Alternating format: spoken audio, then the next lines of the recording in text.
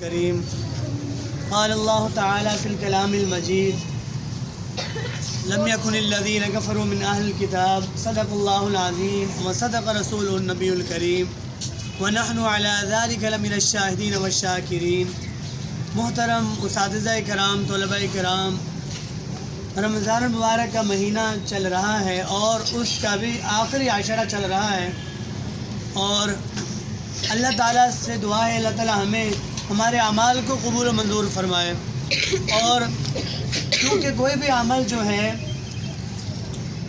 عمل کر لینا کافی نہیں ہے جب تک وہ عمل جو ہے خالص اللہ کی رضا کے لیے نہ ہو۔ حضور صلی اللہ علیہ وسلم نے ارشاد فرمایا ان اللہ لا ينظر الى صورکم واجسامکم ولکن ينظر الى قلوبکم واعمالکم او کما قال علیہ الصلوۃ والسلام۔ آپ صلی اللہ علیہ وسلم نے ارشاد فرمایا کہ اللہ تعالیٰ تمہارے شکل و صورت، تمہارے جسموں کو نہیں دیکھتے، تمہارے دلوں کو اور تمہارے اعمال کو دیکھتے ہیں۔ ہم جو بھی عمل کرتے ہیں، نماز پڑھتے ہیں، روزہ رکھتے ہیں، زکوٰۃ ادا کرتے ہیں، تو یہ اعمال صرف کر لینا کافی نہیں ہے، بلکہ اس سے پہلے جو ہے آپ اپنی نیت کو صاف کریں گے، ہم اپنی نیت کو خالص کریں گے۔ جس طرح میں اور آپ کوئی بھی چیز خریدنے جائیں، کوئی بھی چیز لینے جائیں، تو ہماری کوشش ہوتی ہے کہ وہ چیز ملاوٹ سے پاک ہو، وہ چیز جو ہے ہمیں صاف ملے، خالص ملے، ہر چیز اس میں عیب سے پاک ہو۔ تو اللہ پاک کو بھی عبادت وہی پسند ہے جو اللہ کی رضا کے لیے ہو، جس کے اندر اللہ کی رضا مقصود ہو۔ کوئی بھی عمل کرنے لگیں تو ہم پہلے اپنے ذہن کو تیار کر لیں، یہ جو میں نماز پڑھنے لگا ہوں، یہ جو میں روزہ رکھنے لگا ہوں، اس سے مقصد میری اللہ کی رضا ہے کہ اللہ تعالیٰ خوش ہو جائیں گے، اللہ تعالیٰ مجھ سے راضی ہو جائیں گے۔ اور اسی طرح قرآن پاک کی آیت مبارکہ بھی ہے، فرمایا وما امروا الا ليعبدوا الله مخلصین لہ الدین۔ فرمایا جو بھی تمہیں اللہ تعالیٰ نے دین کی باتوں کا حکم دیا اس میں اخلاص مقصود ہے، مخلصین لہ الدین، اس میں خالص ہونا مقصود ہے۔ اور اگر اس کے اندر ملاوٹ ہے، آپ کی نیت صاف نہیں ہے اور وہ اللہ کی رضا کے لیے نہیں ہے، لوگوں کو دکھانے کے لیے ہے، تو پھر فرمایا وہ آپ کے لیے وبال کا ذریعہ بنے گا۔ قاسم سمجھ آ رہی ہے بات؟ وہ وبال کا ذریعہ بنے گا اور جہنم میں جانے کا ذریعہ بنے گا، وہ نیکی بھی جو ہے گناہ بن جائے گا۔ اور اسی طرح حضور صلی اللہ علیہ وسلم کی ایک حدیث مبارکہ جو امام بخاری رحمۃ اللہ علیہ نے سب سے پہلے حدیث کو لے کر آئے، جتنی بھی حدیثیں امام بخاری نے وہاں لکھی ہیں بخاری کے اندر، اس میں سب سے پہلی حدیث انما الاعمال بالنیات، یہ بچوں نے بھی پڑھی ہوگی اپنی بکس کے اندر، انما الاعمال بالنیات، کہ اعمال کا دار و مدار نیت پر ہے، کہ عمل جو ہے اللہ کے ہاں اس کی کیا حیثیت ہے، عمل اللہ کے ہاں قبول ہوا کہ نہیں، عمل جو ہے اللہ کے ہاں کتنے درجے اونچا ہے، اللہ کے ہاں وہ اس کی کیا حیثیت ہے عمل کی، وہ نیت پر ہے۔ اگر ہماری نیت صاف ہے، نیت خالص ہے اور رضا رب کی رضا ہے، تو پھر وہ عمل اللہ کے ہاں قبول ہے۔ اور اس کے اوپر حدیث مبارکہ آپ صلی اللہ علیہ وسلم نے فرمایا کہ 3 لوگ قیامت والے دن ان کو جہنم میں ڈال دیا جائے گا، 3 لوگوں کو قیامت میں جہنم میں ڈال دیا جائے گا۔ ایک فرمایا شہید،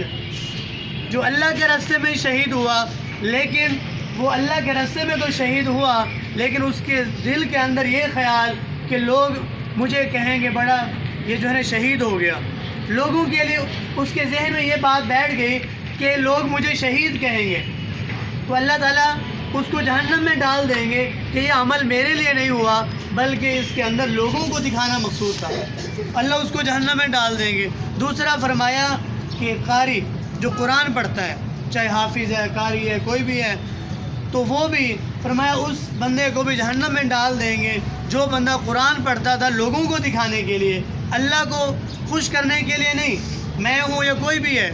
اگر وہ اللہ کو خوش کرنے کے لیے نہیں پڑھ رہا، لوگوں کو دکھانے کے لیے، لوگ کہیں گے واہ کیا قرآن پڑھتا ہے، اس سوچ سے وہ پڑھتا ہے، تو وہ پھر جہنم میں جانے کا ذریعہ ہے، اس پر اجر نہیں ملنے والا۔ اور اسی طرح تیسری چیز مثال دی، فرمایا سخی، جو اللہ کے راستے میں خرچ کرتا ہے، صدقہ کرتا ہے، صدقہ خیرات کرتا ہے، تو اس بندے کو بھی قیامت والے دن اللہ پاک جہنم میں ڈال دیں گے، جو لوگوں کے سامنے اپنا نام بنانے کے لیے خرچ کرتا ہے، جو لوگوں کے سامنے اپنی تعریف بنوانے کے لیے لوگ کہیں گے جی بڑا مالدار ہے، لوگ کہیں گے بڑا سخی ہے، لوگ کہیں گے بڑا نیک ہے، اگر یہ سوچ کر اگر وہ خرچ کرتا ہے تو قیامت والے دن اس بندے کو بھی آپ صلی اللہ علیہ وسلم اللہ تعالیٰ جو ہے جہنم میں ڈال دیں گے۔ تو یہ تو صرف مثال دی ہے، وگرنہ کوئی بھی عمل ہے اس کے اندر اللہ تعالیٰ نیت کو دیکھتے ہیں، اللہ تعالیٰ نیت کو دیکھتے ہیں۔ آخری حدیث سنا کر بات ختم کرتا ہوں۔ حضرت ابو سعید خدری رضی اللہ عنہ فرماتے ہیں قیامت والے دن اللہ پاک اپنی پنڈلی کو ظاہر کریں گے، نور کو، تو سارے مسلمان، سارے مومن مرد عورت جو ہے وہ اللہ کے سامنے سجدے میں جھک جائیں گے، اللہ کے سامنے سارے سجدے میں چلے جائیں گے، سوائے ان لوگوں کے جنہوں نے دنیا کے اندر سجدہ تو کیا لیکن دکھانے کے لیے، سجدہ تو کیا لوگوں کو دکھانے کے لیے، لوگوں کے سامنے یہ خیال کرنے کے لیے کہ لوگ کہیں گے بڑا نمازی ہے، لوگ کہیں گے کہ بڑا نیک ہے، یہ سوچ کر وہ نماز پڑھتا تھا یا کوئی نیک کام کرتا تھا، تو قیامت والے دن وہ لوگ اللہ کے سامنے سجدے سے محروم ہو جائیں گے، اللہ کے سامنے وہ سجدہ نہیں کر پائیں گے۔ تو یہ چھوٹی بات نہیں ہے بیٹا۔ تو یہ رمضان گزرا ماشاءاللہ، اس کے اندر بھی ہماری یہی نیت تھی کہ اللہ